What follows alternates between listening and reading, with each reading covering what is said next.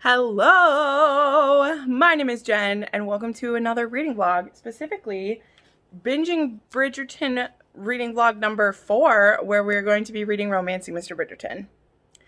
Really what it's all been leading to for me, because this is my favorite. As of the last time of my reread, this was my favorite. Let me set my little camera up so I can talk here. I am so excited to be on this one. Like, just rereading the first 3 has just reminded me how much I am team Penelope and Colin, and I just love this book so much. So, especially after my reread of An Offer from a Gentleman was so frustrating, to get to read my favorite couple during Thanksgiving week sounds amazing. So, yeah, I mean, I literally just opened this book. I have another hour of my lunch break just started, and so I'm going to get as far of this into this as I can. My plan is actually to try to finish it between today and tomorrow, just because I mean, I'll bring it with me to Thanksgiving if I don't finish it, but I really just want to binge this book and enjoy myself. So maybe this will be like a one-day reading vlog, but maybe not. I mean, I have a lot that I need to get done today, because yesterday I was out sick an extra day because my jaw was like really hurting, and so I couldn't like talk on the phone to my customers, which was a bummer. But yeah, but anyway, if this is your first time having read this, maybe you're watching this after a first time or a reread, I'm really interested to see if you have guessed who Lady Whistledown is before entering this book. We'll talk about it when we get to it in my reading vlog, just in case some people are start this beforehand. I don't want to just be like, bam, this is who it is. But all of you who know, did you know the first time you read it? My first time reading through the books, I wasn't realizing we would ever find out who she was. Even though now it makes sense, having especially reread these all like so close together, that there is the little hints at the end of each book. And specifically this time through, I was looking for the hints to be laid in, and there is a lot of hints in An Offer from a Gentleman. I was highlighting them. That whole thing between the war of the housemaids, there was a lot of like evidence as to who Lady Whistledown is. And I'm really, really excited to see how many people are surprised and who knows. Because based on like the chat room that I'm in for binging Bridgerton, it's pretty much between 2 people. And one of them is the right answer and one of them is not. But they both are equally likely. Yeah, I love this book so much. I love Colin. He's a little bit just amazing. Like, I don't even know what else to say. I want to start reading it so bad, so I'll wrap this up. But yeah, I'm really excited for all of you to read this book.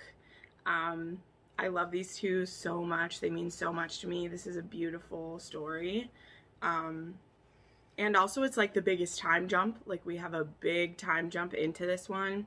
I've been writing the ages of everybody at the beginning of the book, and I mean, we're 11 years in to this family story, which is like 7 years after the last one. So that's a pretty big time jump that we're dealing with. So anyway, I will check in after I've got some reading done. I'm really excited about this one. Hey everybody. Oh, my hot mess today, guys. Picked it up and then yawned right away. So yeah, I didn't get it all read last night. I got a little distracted, so I'll tell you what happened. We'll have a little bit of story time. Also, I love Yellowstone, which is a TV show with Kevin Costner. And this is a sweater that I ordered off of Etsy a little while back. So, just thought I'd show that off. I'm getting ready to head back home in just a couple hours. I have lunch, and then I have 2 meetings, and then I'm going to head home. And I got a little distracted. So last night we had our like read along, and I did read like 40 pages.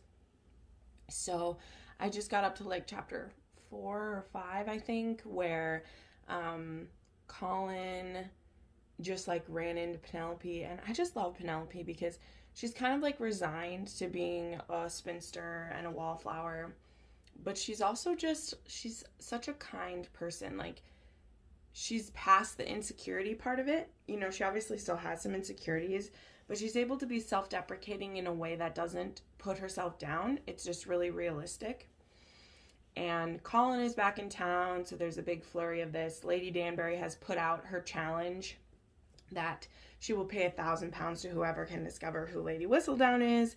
So Lady Whistledown is being extra sassy in her columns about like, good luck finding me, which I just love. I think that's funny because in the beginning of this, there still is some really strong hints that it is someone in the Bridgerton family, because there's a joke about, ooh, my food's done. There's a joke about Lady Whistledown knowing how old Lady Bridgerton is, which is really funny, because the children convince her to let them have a birthday party if they don't reveal how old she is, which I think is really cute. So there's a hint that it's someone close to their family or is a member of their family, right? So that still leaves it open for it to be any of the siblings, really. But we have to remember that this has been happening for 11 years. So the likelihood that it is one of the younger Bridgertons is not so great, just because they would have been pretty little when it all started. But I love it. I just love this book so much. But I was getting distracted because I'm super into, I know that this is a Bridgerton blog, but I'm super into reading The Rules of Scoundrels right now. And last night I was listening to the audio for No Good Duke Goes Unpunished, and I just couldn't stop because I loved that one. And then there's a big lead in because you finally find out who Chase is. And like, I even knew, like, I knew the secret about Chase, but I didn't know the secret about Anna. And so I was just like, what? Like, my brain was just blown. And so then I was like, gonna save this to start listening, because I'm listening to it, but obviously I own all these too. I was going to start listening to it on the way home today, but I started last night. So then when I listen to a book, I'm usually playing like Candy Crush, because I'm addicted to Candy Crush. So I'll be like playing Candy Crush while listening to it. So I didn't read anything else. I ended up listening to the first like 100 pages because I love West. He's so sexy. I love a duke and an earl and all that, but I also love a made man or a working man in a historical, because they rely on society, but they also despise society just a little bit. And then we have Georgiana, who she is an unwed mother, and she's very like bold about it. Like, she doesn't want to be shamed, but she's reached to the point that like her kid is noticing the shame. So sorry, I'll stop talking about that. We're talking about Romancing Mr. Bridgerton, but that's why I got distracted. However, I'll be listening to this on the drive home, but then once I'm at my sister's house, I'm bringing a stack of historicals with, and one of them is Romancing Mr. Bridgerton, and I plan to get a good chunk done with that. I just love the first like interaction that we see in the book is like, it's been a couple years, quite a few years since Colin embarrassed her by saying he would never marry her. And Colin has just grown up a lot. Like, he is a pretty privileged guy too, but he's done a lot of traveling, and he's not the same kind of attitude that he was before. And in the book, we get to see that it was actually Penelope's idea to let Colin travel some more, because when she gets walked home by Anthony that fateful day, oh my gosh, this stupid floof. Maybe it goes this way. Whatever. I have to wear my headset all the time, so it's annoying. She's like, you should let him travel, because your mom's going to keep trying to get him married, and he's not ready to get married, so just let him travel and do his thing, and when he's ready, he'll be back. And so I forget that that's like her idea. She like plants that seed, and Anthony's like, you know what? That's a good idea to let him just like live his life. It'll be good. So it's nice to see that Penelope isn't selfish in that way. Although it's good for her too, because she's being kind of tortured by having him be around all the time. So it's like, it's for him, but it's also for her, where she's like, let him go live his life and, you know, it'll be good. So yeah, I just love this book. There's not as much controversial things to say about it. I mean, we'll get into it once the romance part starts, because we're still in the pre-romance setting up the conflict of this book. But it's just so pleasant, and it's such a favorite that the thing I'm most excited about is to dissect it and break it down, because obviously I agree enough with the controversy or the issues that people have with the other books in the series. But with this one, I'm so protective of it, and I love it so much that I think it'll be interesting to have to examine my biases towards it. You know, that's always a good thing. But yeah, so I'm excited. But the next clips should be when we're in Pillager.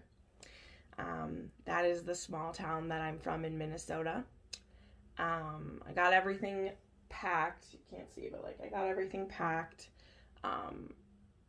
There's nothing worse than like working from home and having to wait to travel, because I just want to go somewhere, but I need to wait and finish work because I'm already behind for having been like out of the office for so much. But it's my like lunchtime now. I still need to eat. I'm gonna go get my food and listen to some more of Never Judge a Lady by Her Cover. Also, things to stay tuned for. I won't spoil anything, but Crystal and I are planning some of our choices for the Rake Appreciation Society in 2021, and I am super excited. Also, something else that happened today. Wow, I totally forgot to mention it. This showed up in my inbox. I'm so excited for this. I was a little bit brave, and I like requested some books from a couple publishing places, and the only person that got back to me was St. Martin's, and they said as soon as the NetGalley ARCs were getting handed out, they would send me one. So I have The Devil in Her Bed, and I'm so excited. So that's another thing that I'll probably be reading this weekend. I'm just not gonna lie, I will probably just cruise through that as soon as I can, because I am so excited about it. I love Kerrigan Byrne, and I did just request an ARC for another one of her self-pub, but even if I don't get that one, it comes out on December 8th, so it's okay if I don't get an ARC of that one, but this one doesn't come out until like March, and I'm so excited. So yeah. Anyway, enough of this clip. I will check back in with you when I've read some more of Penelope and Colin.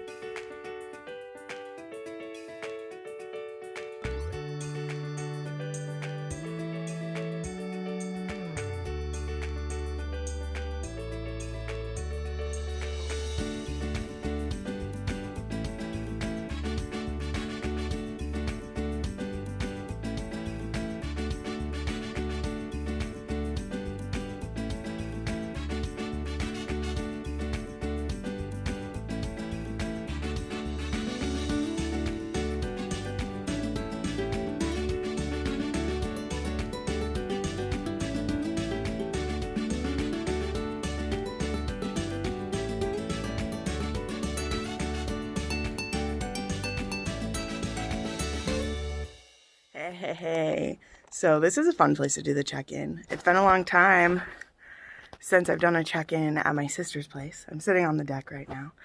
It is cold out, but it is gorgeous. I mean, there isn't snow back home. So anyway, as you can see, I was with family yesterday, and it was really, really fun. I wasn't expecting to get much reading done, but I actually got a lot. So what ended up happening is like we went up to my uncle's early and just kind of like sat around to visit and everything. And I was just sitting there, and I had brought my book because bookworm life, you always bring your book. And I ended up reading over 100 pages of this. So I only have about 100 pages of Romancing Mr. Bridgerton left. So that's really exciting. All of the good stuff is happening. We now know that Penelope is Mrs. Whistledown, or Lady Whistledown, which I'll tell you, this time around, I was following all the clues because I wanted to see if I could have like known this. And I'll have to say that from all the clues that I saw in books 2, 3, and then up to this point in the book where we find out. Sorry, that light is like not helping me. We'll move to another spot. 2 different spots at the house. So my niece just came outside. I don't know if she's coming this way or not. But I think that she left it open that it could have been Eloise or Penelope. Not that Julia Quinn didn't decide who it was going to be, but I feel like she left it open where we could be suspecting either of them. Which is great because it equally could have been them, but Penelope makes the most sense. Because it's true. Like, she is the one who was ignored and people just disregarded her. Whereas, you know, Eloise, she chooses to be a spinster. She chooses to be where she is. And that's all leading her to who her eventual love interest will be in the next book. So I thought that's really clever and I really liked that. And this time around, really following those clues as best as I could. That's the conclusion I came to, is that until the moment when Colin follows her and figures it out, it really could have been either one. And so when he like confronts her with that information, like, I believe him. It really is kind of this time around to see how jealous he is that Penelope had something that's making her successful that he doesn't have. And that's not a horrible thing. Like, that's a true thing, to be jealous of your spouse. Or, I mean, at that point, they're not even a spouse. It's just a friend / quickly something's happening between them. But I can understand why he's jealous, because he has all the privilege and he's too afraid to expose himself. Whereas she is risking things all the time and she's a success. And all of London can't deny that she's a success. It's just that if they knew who she was, they would probably be a little cruel about it. So that's an interesting thing to experience. But yeah, I'm loving it, because then from that scene, they're making out in the carriage, and then we get to probably my favorite scene in the book, which is when he takes her home and he's going to tell her mother that he proposed to her, and her mother just makes an absolute fool of herself. And we see Colin get quite angry. He gets quite angry that her entire family would assume that she's not good enough to be proposed to, even after all this time. And we see her mother has a moment of being like, hey, I love my daughter. I just am floored by this, because she had it in her head that it was going to be Felicity. And we see Colin be like, it's not all right, Penelope. Every sign that I led was that I was going to propose to you, not Felicity. I shooed Felicity from the room and they still wouldn't believe that I wanted you. And you just see kind of the backhanded hurt that Penelope has lived with for the 11 years that she's been doing this. And it's really hard to see. But I also like that Colin gets angry for her. Like, it's not the most attractive trait of his. And it's something that we're going to like address in this book, is like that he has always played the biddable fool and the fun guy and the one we all want to hang out with. But he actually has some anger issues that have never been resolved for him. And I'm sure some of that comes from losing his dad when he was young, and from, you know, again, kind of being spoiled and being able to do whatever he wants until he's 33. And I love that in that scene when Penelope is just like pushing him back and he's being like, how are you saying this to me? Who are you? And she's being like, who are you? Like, I've been in love with you all this time and I was in love with someone you're not. And I like that she sees that and then still finds someone to fall in love with, and she's going to love that person even more because it isn't just a construct of her mind. And Colin's falling in love with her for the first time and realizing that maybe he's not as worthy of her as he thought. And I love it. So what's going to happen now? There's just people driving all over the place. My sister and I are going to go into a couple of our favorite used bookstores, being mask safety, of course, but it is the day after Thanksgiving and we're both healthy, and we're going to sneak into a couple of these shops and hopefully find some good finds. So maybe I'll take a little bit of footage of my favorite bookshop. Anytime I go in, I always film a little bit of it because it's just this windy, twisty... Sure, someone's driving by with a trailer. It's just this windy, twisty, beautiful bookshop to get lost in. And there's usually nobody in it. So it's kind of perfect for COVID because there's hardly anybody there. So we're going to go to my favorite bookshops. And I'm going to see if I can find some finds for myself and maybe some for my eBay shop and maybe some for my friends. Because I do have a couple people that I'm Secret Santa for. So I want to see if I can find anything for them. So yeah, it's gonna be a good day today. Yesterday was so beautiful to see people. It's what I've been needing. I've been needing people so much, and so it felt so good to finally have that and everything. So this book is a complete joy. I'm surprised how much of that I read because I did finish The Devil in Her Bed. Review to come soon. And I also read another arc for Kerrigan Byrne, Courting Trouble, which was the second book in the Good Sisters series. And that one was almost more of a novella length. It's one of her self-published books. So that one was also good, but I wish that I had more because her writing is just fantastic. I did just order myself her Highland Magic series.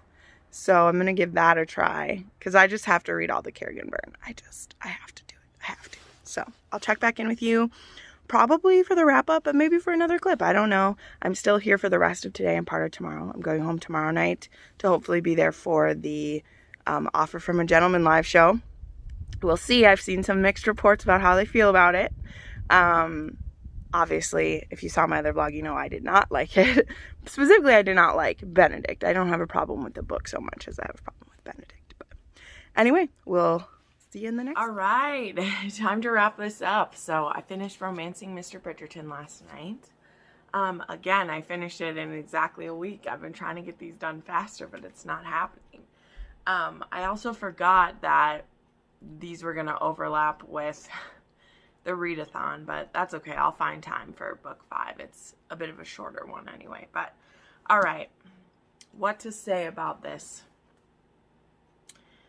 I am stunned again at how much I love this book. I love how full-bodied, literally, in Penelope's case, this story is. I think that Colin and Penelope are such well fleshed out characters. And in the case of Colin and Penelope both, their character flaws don't detract from the story for me the way that they have for previous books. Y'all know I had a big problem with Benedict because when he gets angry, he gets overly mean and then doesn't apologize for those things. And our heroine is just supposed to forgive them and it's going to go on. In the case of Colin, he also gets very angry when Penelope doesn't listen to him. Granted, she didn't agree not to release the column. She just delayed it a little bit. But Colin gets very angry. Physically, too. He is so angry at their engagement party that he hurts her. He hurts her arm. And something I really liked I listened to the Learning the Tropes podcast. And they did this book a few months back. And then just re-released it because they're doing a read-through of the whole series. And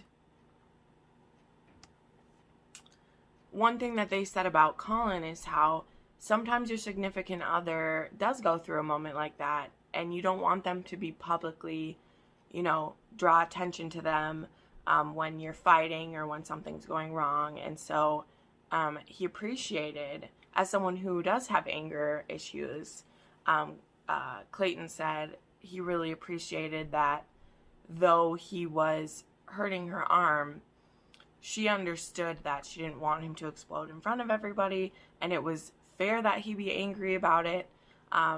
She's very afraid that she knows that he wouldn't jilt her, but she also didn't mean for it to come out at their engagement party. And so this beautiful night, that's supposed to be the most romantic night of her life. That's supposed to be the night that Colin Bridgerton is claiming her in front of everyone.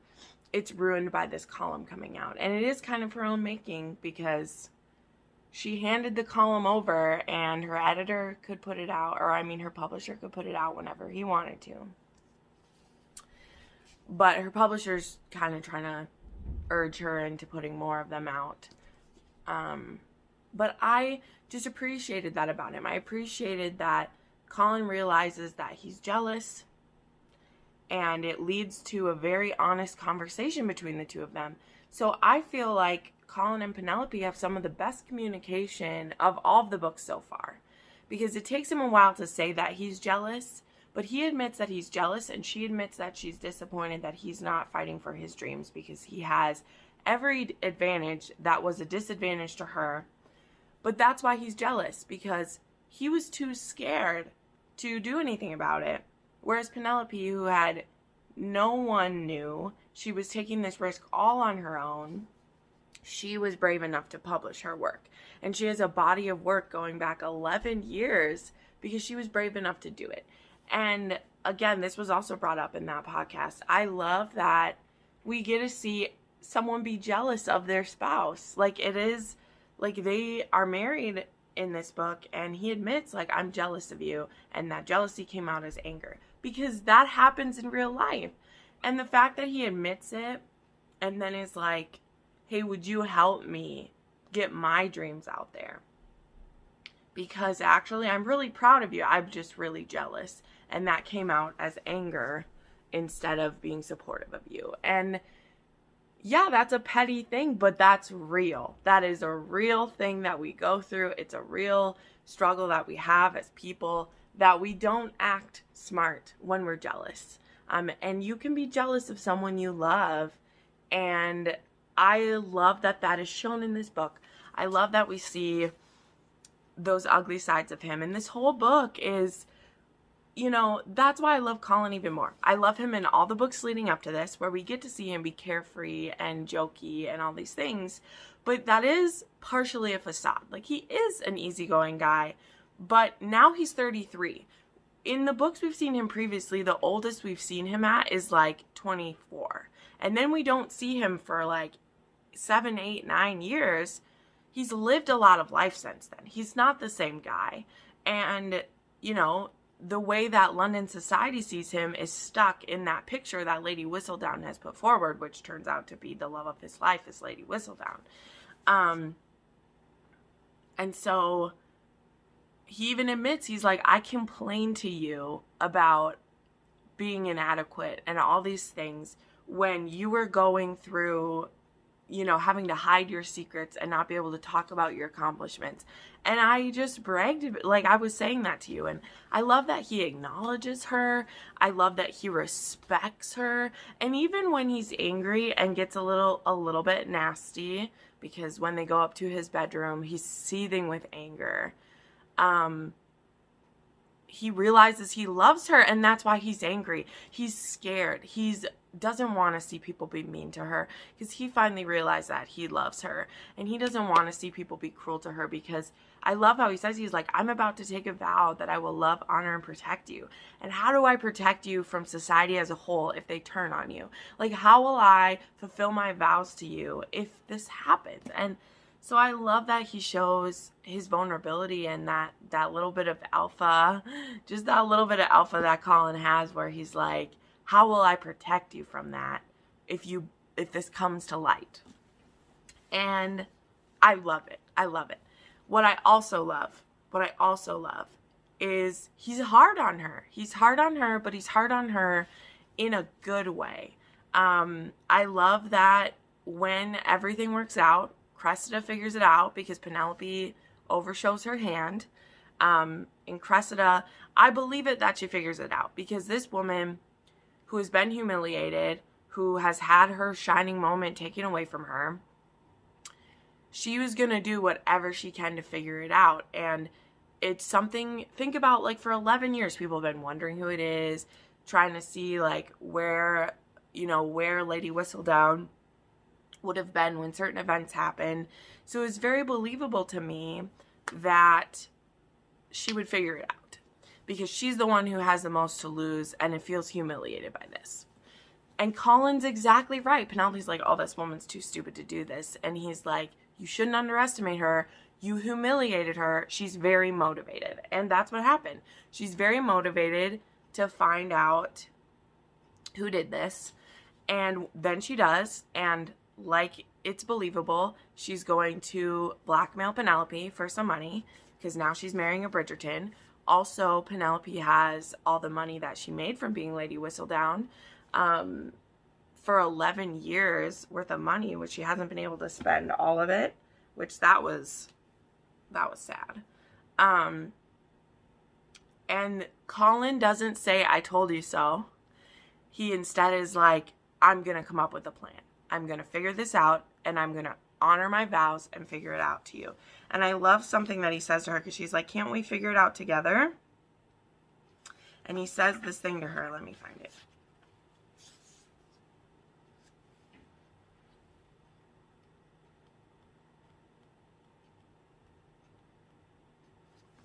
He says this to her. Oh, it's so good. She's like, where are you going? Penelope cried out, jumping to her feet. I have to think, he said, pausing with his hand on the doorknob. You can't think here with me? She whispered. His face softened and he crossed back to her side. He murmured her name, tenderly, taking her face in his hands. I love you, he said, his voice low and fervent. I love you with everything I am, everything I've been, and everything I hope to be. Colin, I love you with my past, and I love you for my future. He bent forward and kissed her once, softly on the lips. I love you for the children we'll have and for the years we'll have together. I love you for every one of my smiles, and even more for every one of your smiles. Penelope sagged back against the nearby chair. I love you, he repeated. And you know that, don't you? She nodded, closing her eyes as her cheeks rubbed against his hands. I have things to do, he said, and I won't be able to concentrate if I'm thinking about you, worrying if you're crying, and wondering if you're hurt. I'm fine, she whispered. I'm fine now that I've told you. I will make this right, he vowed. I just need you to trust me. She opened her eyes. With my life. So, I just love him so much. I have to cry about happy things now, because in the last one I cried when I was angry at Benedict, so I have to cry. Because it's so beautiful, and Julia Quinn has made one of the loveliest friends to lovers that I've ever read. Because it feels so real. Like, Penelope, she doesn't have this big glow up.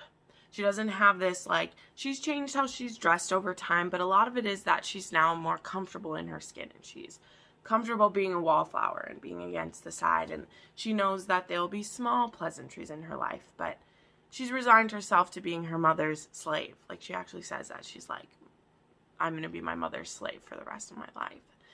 And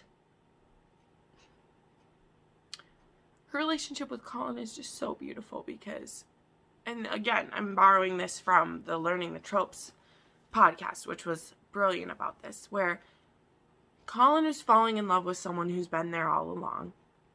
And he's finally, taking the time to talk with her and realize that she's all these things we already knew. And Penelope has to fall in love with the real Colin, because even though she's been friends with the family so long, she hasn't had any of these intimate moments with him and getting to see who he really is. She's just in love with how he looks and that he's nice and that he has been kind. And the real Colin, like, he's a bit bitter and he is afraid and he's a jealous person. And I love that this is Penelope not just falling in love with her Prince Charming, but she also gets her Prince Charming at the same time. She gets something better than that because she gets someone who is deep and loving of her and is going to love her for her.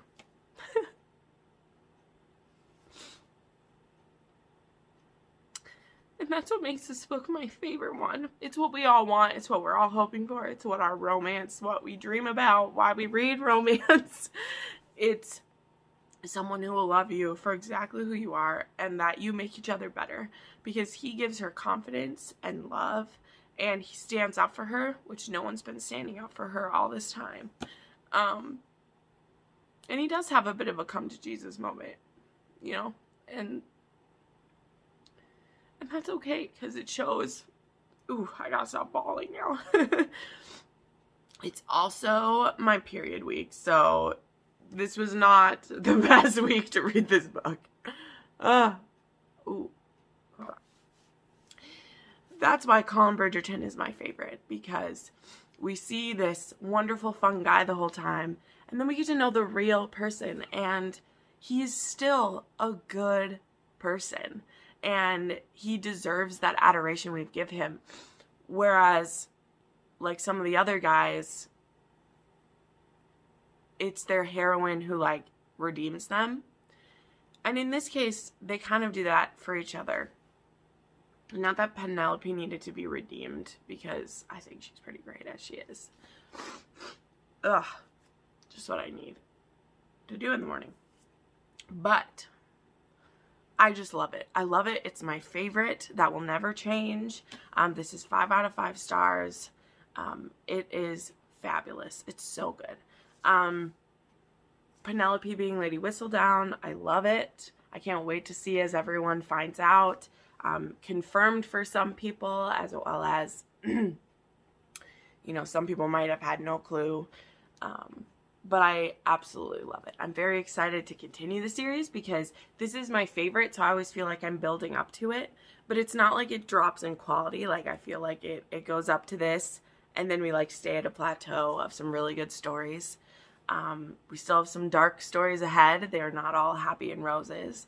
But I love it. I love Julia Quinn's work. I'm crying, which isn't a surprise, but it feels good to cry with joy, because I dragged my feet reading this one just because I love it so much. But I read a lot of this over Thanksgiving, like I said in the last clip, and it was just so much fun to spend time with some of my favorite characters and just be reminded that they are my favorites, and to highlight all their cute scenes together.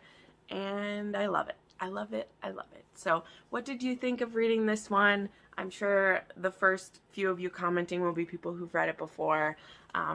Let me know your thoughts, feelings. I adore them so much, obviously. But yeah, next is To Sir Philip with Love. I can't wait to read that one to continue this. We're only 25 days away from the show. I'm really excited for all of it. So thank you so much for watching this. I have a lot of content coming up for the Romance Takeover Readathon, as well as my end of the year videos where I'll be talking about my favorites and least favorites and plans for the new year. So I'm very, very excited to be doing that. So thank you so much for watching this video, and I'll see you in the next one.